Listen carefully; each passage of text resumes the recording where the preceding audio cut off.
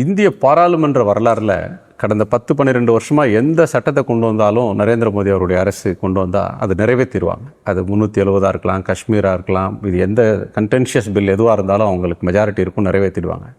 நான் first time ஒரு பெரிய தோல்வியை சந்திச்சிருக்காங்க. இதுக்கு அரசியல் முக்கியத்துவம் என்னன்னு? எதிர்கட்சியுடைய ஒற்றுமை தான் இதனுடைய வெற்றிக்கு அடிப்படை அமைஞ்சது. வட இந்தியா தென்னிந்தியான்னு சொல்லி பிரிக்க பார்த்தாங்க.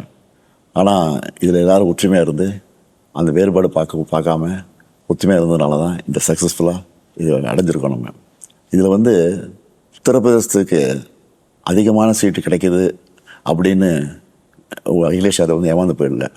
அதில் இருக்கிற சூழ்ச்சியை புரிஞ்சுக்கிட்டு அவரும் அதை கடுமையாக எதிர்த்தார். ஆனால் இங்கே இருக்கக்கூடிய எடப்பாடி பழனிசாமி அவர் சப்போர்ட் பண்ணார். அமித்ஷா சொல்கிறதான் கரெக்டு, அதை தான் கேட்கணும் அப்படிங்கிற மாதிரி அவர் ஒரு பிரச்சாரம் பண்ணார். ஆக இது மோடியை பொறுத்த வரைக்கும் தோல்வி, எடப்பாடி பழனிசாமி பொறுத்த வரைக்கும் இது பெரிய துரோகம்.